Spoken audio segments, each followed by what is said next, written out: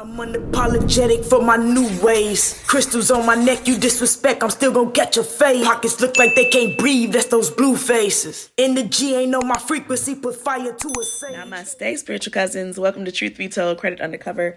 I am your girl, Shanice Love, and this is where we drop all the gems, okay? Today we're going to be talking about time. But before we get into that, I need you to subscribe if you have not already done so. Let everyone know that we are here. We are keeping it real. We are dropping gems, and we are helping you get your credit shit together. Okay, don't forget to click that bell so that you can be notified every time I drop a new video. And if you did not know, we do have online courses currently available on our Teachable platform. All you got to do is visit www.loyaltyenterprise.org and click on Truth Be Told, Credit Undercover. There are currently 2 courses up right now. Credit 101, which gives you the basics of credit, and Hard Inquiries and Personal Information, which allows you to follow step-by-step instructions on how to dispute hard inquiries and personal information. And there are even sample letters included.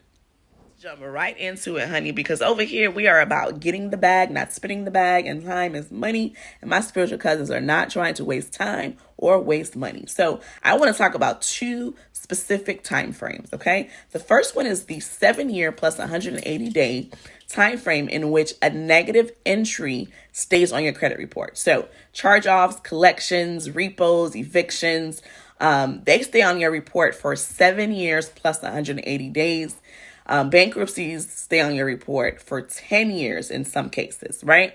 So a lot of people mistake the 7-year plus 180-day time frame for what's called a statute of limitation, but we'll get into that a little bit deeper a little bit later. So the credit bureaus, Equifax, Experian, and TransUnion, by law, are allowed to keep negative information on your credit report, actually any information, for 7 years plus 180 days. I don't know about you, but that is a long time to keep some nonsense on my credit report. And that is the reason why so many people fight to get this information, this damaging information, this crippling information off of their credit file, off of their credit report, because 7 years and 180 days is a long time. Now, in some cases, right, the longer that negative information has been on your credit report, the less of an impact that it has.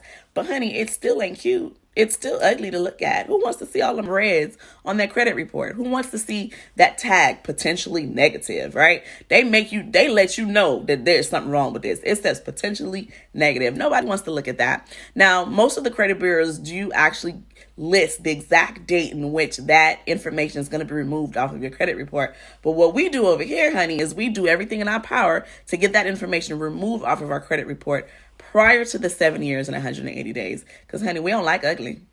Sure don't.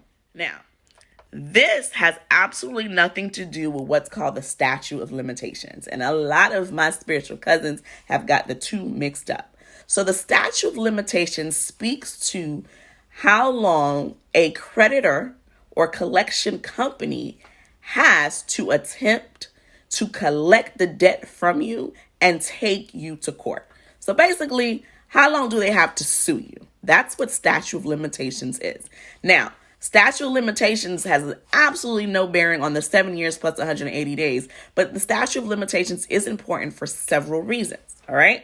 Reason number 1, okay? When you are disputing this information off of your credit report, it's important for you to know, has the statute of limitations passed? And the reason for that is if you keep poking the bear and sending these letters off to these collection agencies, they just might sue you. Yep, you heard right. They just might sue you. Now, it's very rare that they do that, but you do need to know that that is an option. And that is the reason why before you start to, like I say, poke the bear, honey, before you start playing with the ancestors, it's important that you know whether or not your statute of limitations has come up. Now, okay? Don't be scared to dispute something just because the statute of limitations is not up. Like I've said in previous videos, the best time to actually dispute any negative information is before it actually hits your credit report. So when that company starts to send you these bills, these past due bills, or they start sending you information saying that an alleged debt is owed, that is the best time to ask them to validate the debt. That's when you should start the process. You really shouldn't wait until it's on your credit report.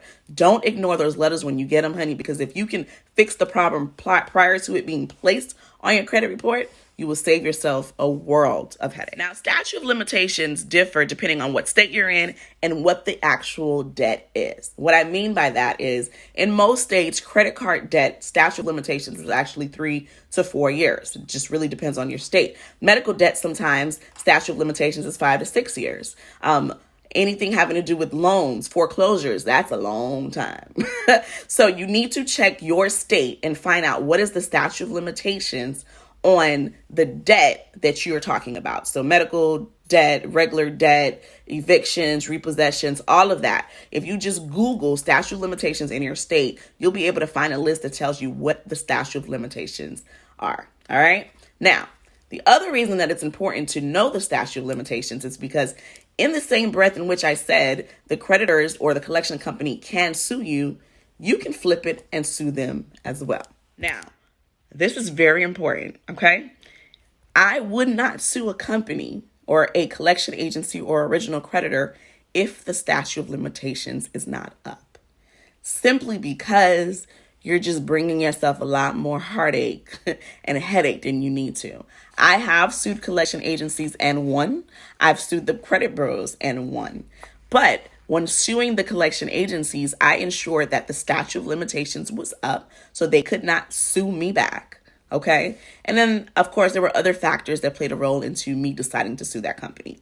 So even if the statute of limitation is up, so if the statute of limitations for your credit card debt is 3 years, okay, it can still report on your credit report for 7 years plus 180 days.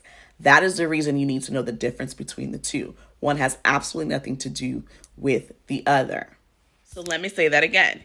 If the statute of limitation is up 3 years, it will still report on your credit report for 7 years plus 180 days. And that is the reason you really should not mix the two. Because like I said, one has absolutely nothing to do with the other. All right.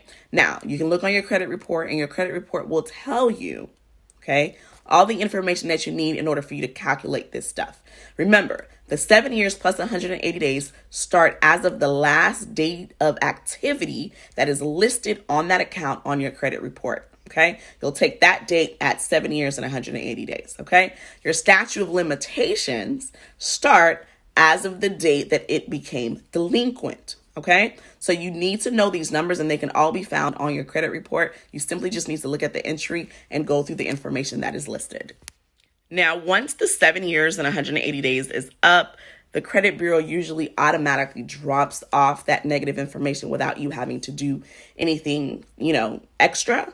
But if you're disputing that information, keep that in mind that if they continue to come back and say that the information is valid, that it will stay on your credit report for 7 years and 180 days. All right. So learn your statute of limitations in your city, your state. Some localities have different statute of limitations as well. So you just need to look up what's going on in your state, what laws are up there to protect you, and how you can make this thing do what it do.